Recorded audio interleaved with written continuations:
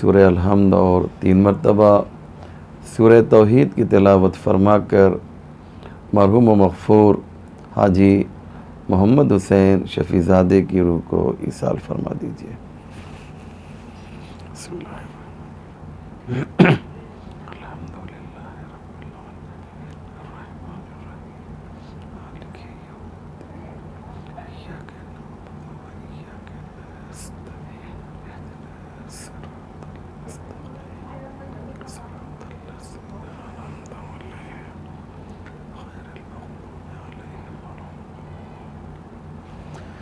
لا حول ولا قوة إلا بالله العلي العظيم حسبنا الله ونعم الوكيل نعم المولى ونعم النصير أعوذ بالله من الشيطان اللعين الرجيم بسم الله الرحمن الرحيم الحمد لله رب العالمين والصلاة والسلام والتحیۃ والاکرام علی سید الانبیاء والمرسلین مولانا ابی القاسم محمد وآلہ الطیبین الطاہرین المعصومین المظلومین ولعنت اللہ علی اعدائہم اجمعین من یومنا ھذا الی صباح یوم الدین رب اشرح لی صدری ویسر لی امری واحلل عقدۃ من لسانی یفقہوا قولی اما بعد فقد قال اللہ سبحانہ تبارک و تعالی فی الحدیث القدسی السلام علیک یا سار اللہ وابن سار والوتر الموتور۔ مومنین کرام و ناظرین ذوی الاحترام، السلام علیکم ورحمۃ اللہ وبرکاتہ۔ جیسا کہ آپ نے ملاحظہ فرمایا خطبے سے پہلے کہ یہ مجلس ترحیم برائے ایصال ثواب مرحوم و مغفور حاجی محمد حسین شفیع زادے برگزار کی گئی ہے۔ میں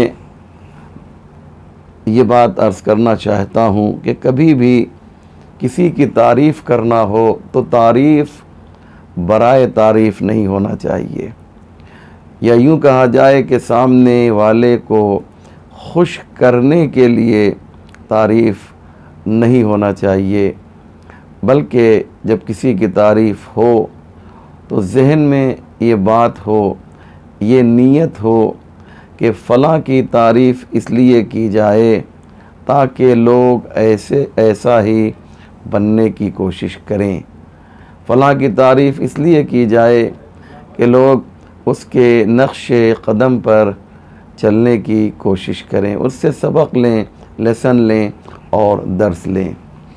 یہی مقصد ہے تعریف کا، اور اگر اس کے علاوہ تعریف ہے تو اس کا کوئی فائدہ نہیں ہے۔ مرحوم و مغفور حاجی محمد حسین شفیع زادے کی زندگی کا اگر مطالعہ کیا جائے تو انہوں نے اپنی زندگی کے زیادہ تر اوقات کو محمد و آل محمد کی خدمت میں صرف کر دیا۔ امام حسین کی نوکری میں انہوں نے اپنی زندگی کو صرف کیا۔ یہ ان کے لیے سعادت ہے، یہ ان کے لیے شرف ہے کہ وہ امام حسین سے وابستہ رہے، امام حسین سے جڑے رہے۔ اور یاد رکھیے گا کہ جو شخص بھی امام حسین سے کسی بھی اعتبار سے وابستہ ہو جائے، اللہ اسے بہت ہی عزیز کر دیتا ہے، اللہ اسے بہت ہی بلند کر دیا کرتا ہے۔ کیوں؟ اس لیے کہ امام حسین ایک ایسی شخصیت کا نام ہے، ایک ایسے عظیم انسان کا نام ہے کہ جو چیز بھی حسین سے وابستہ ہو گئی کسی نہ کسی اعتبار سے اگر رشتہ قائم ہو گیا امام حسین سے تو وہ بلند ہو جایا کرتی ہے۔ نام حسین کتنا بلند ہے یہ ہم اور آپ سب جانتے ہیں کہ آدم سے لے کر خاتم تک ہر نبی نے نام حسین سن کر گریہ کیا، آنسو بہایا۔ یہاں تک کہ کتابوں میں ملتا ہے کہ نبیوں نے امام حسین جیسی شہادت کے لیے اللہ سے دعا کی کہ ایسی شہادت ہمیں بھی نصیب ہو جائے۔ خصائص حسینی میں آغا شوستری نے پوری اس پر بحث کی ہے کہ اللہ نے نبیوں کو عزادار حسین بنایا۔ کیا مقصد؟ یعنی حسین سے جڑ جاؤ، حسین سے رابطہ اختیار کرو، کنیکٹ ہو جاؤ امام حسین سے۔ پروردگار یہی چاہتا ہے، پروردگار کی یہی خواہش ہے۔ فقط رولانا مقصد نہیں ہے، حسین کی عظمت کو بیان کرنا ہے۔ تو جو چیز حسین سے وابستہ ہو گئی اس کی اہمیت کتنی زیادہ ہے یہ ہم اور آپ شاید نہ سوچ سکیں۔ یہ وہی جانتا ہے جو خالق حسین ہے، جو حسین کا پروردگار ہے، جو حسین کا رب ہے۔ تو سنیں عزیزو، مجھے کچھ بات اس سلسلے میں عرض کرنی ہے کہ جو چیز حسین سے وابستہ ہو گئی، نام حسین کتنا بلند ہے، ذکر حسین کتنا بلند ہے، کہ ہم سب جانتے ہیں کہ اس ذکر کی اہمیت کتنی ہے۔ اس کے بعد قبر حسین کس قدر بلند ہے، شہر حسین یعنی کربلا کتنا بلند ہے، عزادار حسین کس قدر بلند ہے کہ خاتم الانبیاء جیسا بھی حسین کے عزاداروں میں دکھائی دے رہا ہے۔ اولو العزم پیغمبر بھی حسین کے عزاداروں میں دکھائی دے رہے ہیں۔ یہ شرف کم ہے؟ یہ حسین کی عظمت کو بیان کرنے کے لیے یہ بات جو میں نے عرض کی ہے یہ کم ہے کیا؟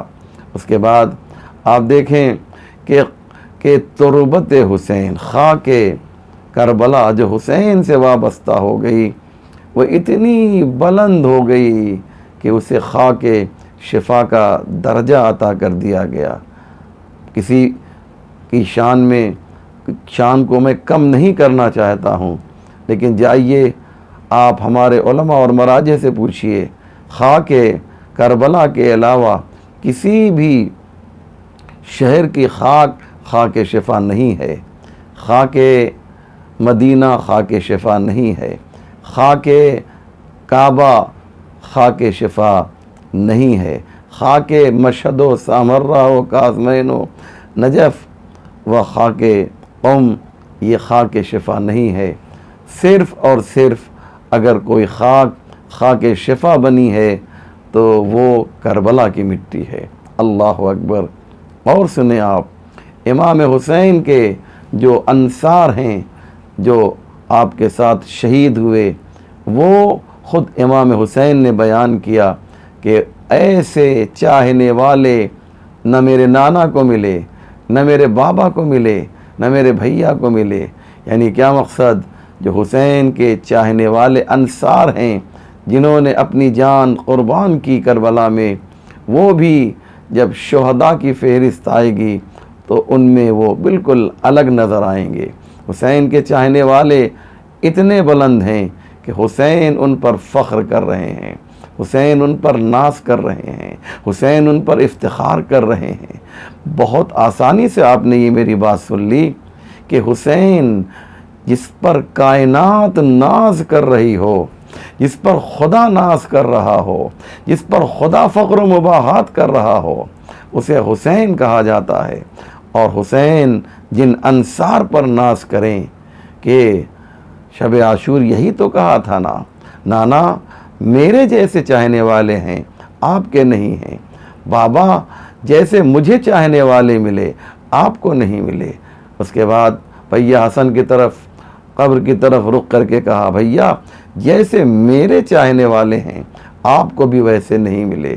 تو جو چیز حسین سے وابستہ ہو رہی ہے وہ کتنی عزیز ہو رہی ہے، وہ کتنی محترم ہو رہی ہے، وہ کتنی بلند ہو رہی ہے. آپ اسے اس نہج سے سوچئے اور سنیں. اور جو حسین کے ماتم دار ہیں، ایسے ماتم دار آپ کو کسی کے نہیں ملیں گے. یہ لفاظی نہیں ہے، یہ خطابت نہیں ہے، یہ ذاکری نہیں ہے، بلکہ ایک حقیقت بیانی ہے کہ ماتم دار ہو سکتا ہے آپ کو ملے بہت سو کے، لیکن جیسے ماتم دار، جیسے مجلسی حسین کے ہیں ویسے کسی کے نہیں ہیں. اور سنیے، اور جیسے خادم حسین کے ہیں ایسے خادم کسی کے نہیں ہیں. مرحوم و مغفور حاجی محمد حسین شفیع زادے جو ہیں، ان کی مجھے فضیلت نہیں بیان کرنا ہے، لیکن ان کے بارے میں اگر ایک ہی جملہ کہا جائے تو یہ بہت بڑا جملہ ہوگا کہ انہوں نے اپنی زندگی کا زیادہ حصہ خدمت حسین میں گزارا. حاجی محمد جواد اصفہانی رحمۃ اللہ علیہ کے امام باڑے میں بعنوان چیف ٹرسٹی جو ہے آپ نے اپنی خدمت دی ہے. آپ جو ہے دل کے ساتھ، جسم تو تھا ہی آپ کا امام باڑے میں، دل بھی آپ کا امام باڑے میں رہا کرتا تھا. اور اس طریقے سے وہ امام حسین سے محبت کرتے تھے کہ اس نوکری کو اپنے لیے مایہ افتخار سمجھتے تھے، باعث صد افتخار سمجھتے تھے. تو کہنے کا مقصد یہ ہے کہ یہ ایک حسینی تھے، اور ان کے تینوں بچوں کو میں بخوبی جانتا ہوں، قریب سے جانتا ہوں. وہی جذبہ ان کے بچوں میں بھی آیا، وہی محبت حسین، وہی عشق حسین ان کے بچوں میں بھی میں نے دیکھا. میں نے کہا کوئی تعریف نہیں ہے، ایک حقیقت بیانی ہے جو میں کرنا چاہتا ہوں. میں نے دیکھا ان کے بچے کہیں بھی ہوں، لیکن محرم میں اس مرتبہ لاک ڈاؤن ہے، ایک ایکسیپشن معاملہ ہے، لیکن وہ کہیں بھی رہتے ہیں، لیکن محرم میں حسین کی فرش عزا بچھانے کے لیے، نوکری کرنے کے لیے، خدمت کرنے کے لیے وہ اپنے وطن پونا آ جایا کرتے ہیں. اللہ اکبر. باپ جیسا ہوگا، الولد سر لابی، بیٹا باپ کا راز ہوا کرتا ہے. باپ کو دیکھنا چاہتے ہو، باپ کیسا ہے، تو کہا جاتا ہے بچوں کو دیکھ لو، بچوں کو دیکھ لو، باپ سمجھ میں آ جائے گا. 99.9% یہ بات جو ہے سچ ہے. جناب نوح کا ایک واقعہ جو آپ اس کی دلیل دیں گے، قانون ایک دو مخالفت سے قانون ٹوٹتا نہیں ہے. آپ سے پوچھا جائے آپ کے ہاتھ میں کتنی انگلیاں ہیں، انسان کے ہاتھ میں کتنی انگلیاں ہوتی ہیں، تو آپ کہیں گے 5. اور اگر آپ کہیں کہ صاحب نہیں، ہم نے کسی کو دیکھا ہے اس کے ہاتھ میں 6 انگلی تھی یا 4 انگلیاں تھیں، تو وہ قانون کو نہیں توڑ سکتا ہے، کیونکہ قانون اغلبیت کو دیکھ کے بنایا جاتا ہے، اکثریت کو دیکھ کر بنایا جاتا ہے. کہنے کا مقصد یہ ہے کہ حسین کو پہچانیے. حسین ہے کون؟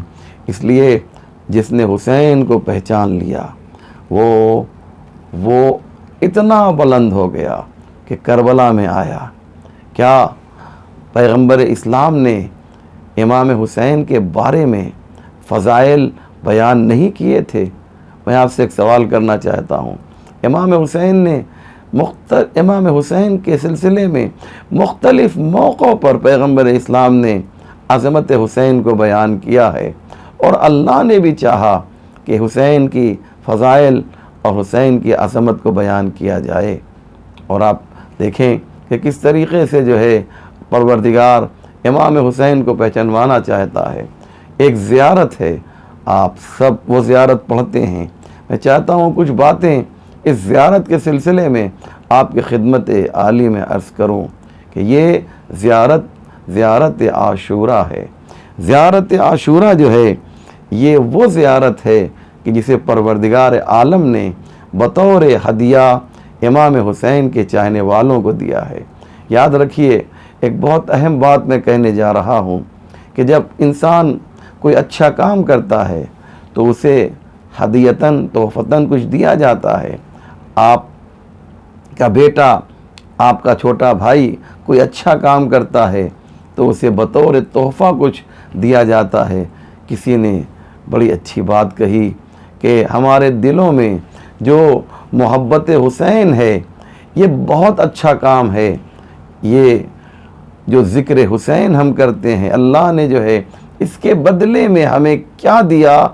اس محبت حسین کے بدلے میں اس دنیا میں ایک بہت ہی خوبصورت ہدیہ دیا. اس ہدیے کو زیارت عاشورہ کہا جاتا ہے. یہ وہ ہدیہ ہے کہ جو اللہ نے مخصوص حسین کے چاہنے والوں کو دیا. اور کیا خوبصورت ہے یہ زیارت، اس کے الفاظ کتنے پیارے ہیں. ایک ایک سینٹنس کے اوپر، ایک ایک جملے کے اوپر جان قربان کرنے کو جی چاہتا ہے. واقعاً اس کی گہرائی میں جب انسان اترتا ہے زیارت عاشورہ کی تو یہ سمجھتا ہے یہ زیارت عاشورہ کتنی بلند ہے. اور جو لوگ عربی جانتے ہیں وہ اس کے الفاظ کی جو سیٹنگ ہے، جو ترتیب ہے، جو نظم ہے اس زیارت میں، اسے دیکھ کر اسے احساس ہوتا ہے کہ واقعاً یہ کسی انسان کا کلام نہیں ہے بلکہ خالق انسان کا کلام ہے، بلکہ خدا انسان کا کلام ہے، خالق بشر کا یہ کلام ہے. زیارت عاشورہ کتنی خوبصورت ہے یہ زیارت کہ جس کی ابتدا جو ہوتی ہے وہ بھی سلام سے ہوتی ہے اور جس کا انجام اور انتہا بھی سلام کے اوپر ہے. پڑھوں میں آپ کے سامنے زیارت کا پہلا فقرہ، وہ یہ ہے: السلام علیکہ یا ابا عبداللہ. یہ کیا ہے؟ یہ وہ زیارت کا جملہ ہے جو آپ جو ہے سب سے پہلے آپ اسے دیکھتے ہیں. اس کے بعد آخری جملہ یہ ہے: دون الحسین علیہ السلام الذین بذلوا مہجہم دون الحسین علیہ السلام. یہاں بھی آخر میں سلام ہے، شروعات میں بھی، ابتدا میں بھی یہ سلام ہے. یعنی پروردگار نے زیارت عاشورہ کا آغاز بھی سلام کے ذریعے کیا، انجام بھی سلام کے ذریعے کیا. سلام جب آپ سلام کرتے ہیں تو اس میں دو طرف ہوتا ہے، دو طرف لوگ ہوتے ہیں. ایک سلام کرنے والا ہوتا ہے، ایک سلام سننے والا یعنی جواب دینے والا ہوتا ہے نا. تو سلام کرنا جو ہے یہ زندگی کی علامت ہے. مردے تو سلام نہیں کرتے ہیں، اور جسے سلام کیا جاتا ہے اسے یہ احساس ہوتا ہے کہ سامنے والا زندہ ہے. مردوں کو کوئی سلام نہیں کرتا. ہم زیارت عاشورہ کی ابتدا میں بھی سلام، اس کے انتہا میں بھی سلام، اور اس سے میسج پروردگار یہ دینا چاہتا ہے کہ جو سلام حسین کو کر رہا ہے وہ بھی زندہ ہے، اور جس حسین کو سلام کیا جا رہا ہے وہ بھی زندہ ہے. میری بات آپ تک انشاءاللہ پہنچ رہی ہوگی. سلام، کچھ لوگ سلام کے مخالف ہیں کہ معصوم کو سلام نہ کیا جائے، پیغمبر اسلام کو سلام نہ کیا جائے. توجہ کر رہے ہیں میں کیا کہہ رہا ہوں؟ بہت اہم بات ہے. آپ جب ایک ملک ہے اسی زمین پر کہ جہاں پر پیغمبر کی قبر ہے، میں خود گیا ہوں، مجھے 3 بار جانے کا اتفاق ہوا. میں نے دیکھا، اپنے کانوں سے سنا ہے، کسی نے مجھ سے کہا نہیں ہے. اگر کوئی کہتا تو شاید مجھے شک ہو جاتا کہ انسان اتنا بھی ذلیل ہو سکتا ہے، انسان اتنا بھی گر سکتا ہے. میں نے اپنے کانوں سے سنا کہ جب قبر پیغمبر کے پاس ہم جاتے ہیں اور اگر ہم کہتے ہیں السلام علیکہ یا رسول اللہ، تو وہاں پر جو لوگ کھڑے ہوتے ہیں وہ فوراً منع کرتے ہیں، لا تسلم علیہ لأنہ فنا واصبح ترابا. انہیں سلام نہ کرو کیونکہ یہ تو مٹ گئے ہیں، یہ تو فنا ہو گئے ہیں، یہ تو مٹی ہو گئے ہیں. کئی مٹی کو بھی سلام کیا جاتا ہے. ہمیں سمجھانے کی کوشش کی جاتی ہے. کیوں؟ اس لیے کہ ان کا مقصد ہی یہی ہے کہ رسول کو مردہ ثابت کر دو تو سب کے سب جو ہیں مردہ ثابت ہو جائیں گے، پھر نہ کربلا کا وجود ہوگا، نہ نجف کی کوئی اہمیت ہوگی، نہ مشہد و قم کی کوئی حیثیت ہوگی جب رسول کو مردہ ظاہر کر دیا جائے گا۔ کیوں؟ اس لیے کہ یہ جو ہمارے عتبات عالیات ہیں، یہ جو روضہ مقدسہ ہیں، یہ جو معصومین کے حرم ہیں، یہ ہمیں ہمارے ایمان کو تازہ کیا کرتے ہیں، ہمارے وجود میں جذب ایمانی بھرتے ہیں۔ کربلا کا نام ہمیں مومن سے مومن تر بناتا ہے۔ نجف کا ذکر ہوتا ہے تو ہمارے ایمان میں بالیدگی آتی ہے۔ مشہد مقدس اور سامرہ و کاظمین کا تذکرہ ہوتا ہے تو ایک مخصوص جوش ہے جو مومن کے دل میں پایا جاتا ہے، اس سے ظاہر ہوتا ہے۔ کہنے کا مقصد یہ ہے عزیزو کہ ایمان ان روضہ مقدسہ پر جو نہیں بھی گیا ہے، صرف دور سے دیکھتا ہے، ایک تصویر بھی دیکھ لیتا ہے تو اس کے دل کے اندر جو ہے ایک ایسی کیفیت پیدا ہوتی ہے، ایک ایسی حالت پیدا ہوتی ہے کہ اسے وہ لفظوں میں بیان نہیں کر سکتا۔ ایک فرحت محسوس ہوتی ہے، دل کو ایک سکون محسوس ہوتا ہے۔ یہ دشمنان اسلام چاہتے ہیں کہ یہ جو سرچشمہ ایمان ہے، یہ جو حرم، یہ جو روضہ منبع ایمان ہے۔ آپ جانتے ہیں چشمہ جو ہے اس سے پانی نکلتا ہے، یہ جو چشمہ ہے اس سے ایمان نکلتا ہے۔ کربلا سے ایمان کی شعائیں نکلتی ہیں، نجف سے ایمان نکلتا ہے، لہذا اس کو ختم کر دیا جائے، یہ دشمنوں کو گوارا نہیں ہے۔ لہذا کیسے کہیں کہ حسین کو سلام نہ کرو، کیسے کہیں کہ علی کو سلام نہ کرو؟ انہوں نے کیا کیا؟ انہوں نے کہا رسول کو سلام نہ کرو، کیونکہ جب روٹ ہی ختم ہو جائے گی تو اس کے بعد کے مسائل جو ہیں اس کو آرام ختم کرنے میں آسانی ہوگی۔ لہذا انہوں نے کیا کیا؟ کہا ماتا و فنا و اصبح ترابا۔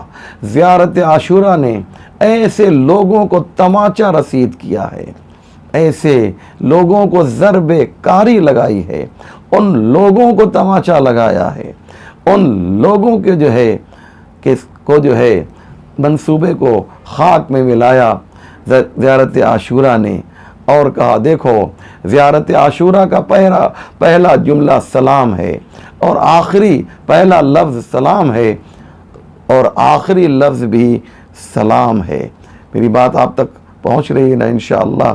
آخری لفظ بھی سلام، پہلا لفظ بھی سلام۔ یہ زائر جو ہے سلام کر کے بتانا کیا چاہتا ہے؟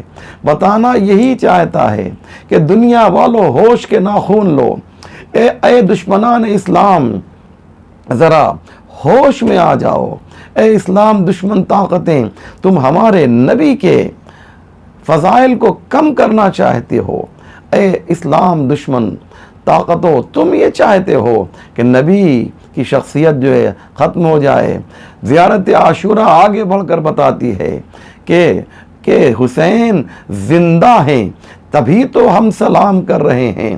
زیارت عاشورہ نے کیا خوبصورت میسج دیا، کیا حسین پیغام دیا کہ سوچو کہ جب نواسہ زندہ ہے تو نانا کو موت کیسے آ جائے گی؟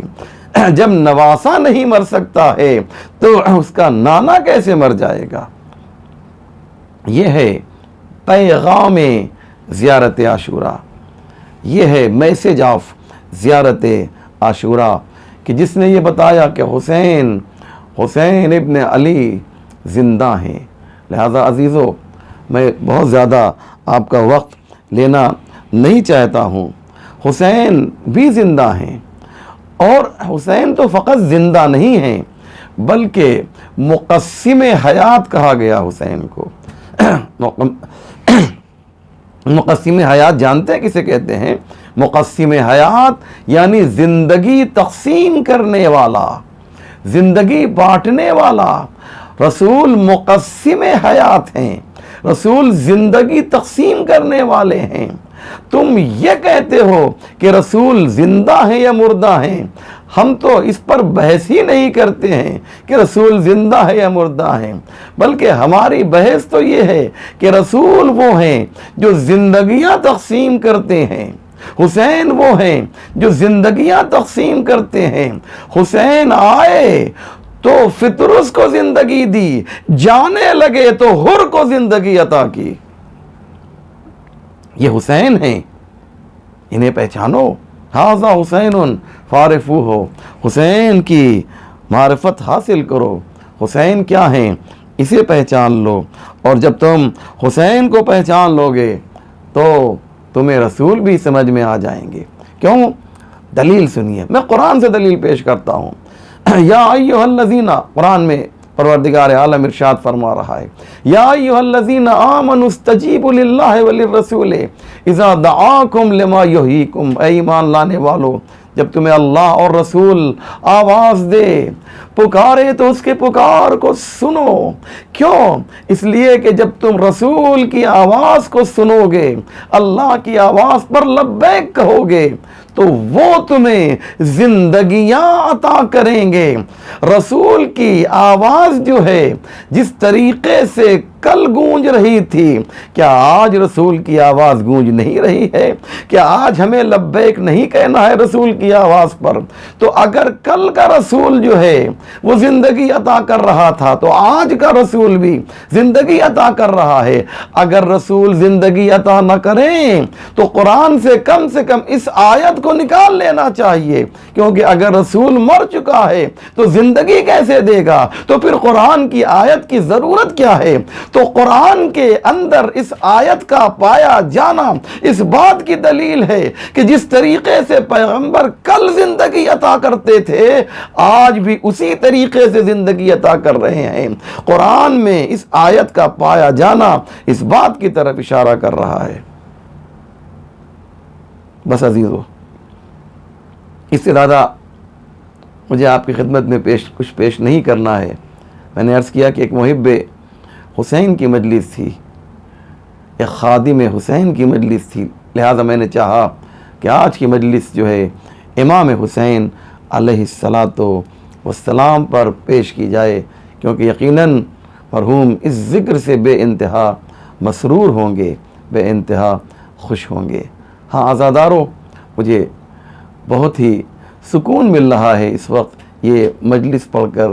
کیوں؟ اس لیے کہ اس مجلس کے ذریعے سے جب ان کی خدمت میں ثواب پیش کیا جائے گا تو انہیں جو خوشی ملے گی وہ بھی میں بیان نہیں کر سکتا ہوں۔ ذکر حسین مصائب میں بھی ہوگا، جس طریقے سے میں نے فضائل میں امام حسین کا تذکرہ کیا ہے، اسی طریقے سے آج ذکر امام حسین علیہ السلام کا ہوگا۔ ہاں عزادارو، حسین کون ہیں؟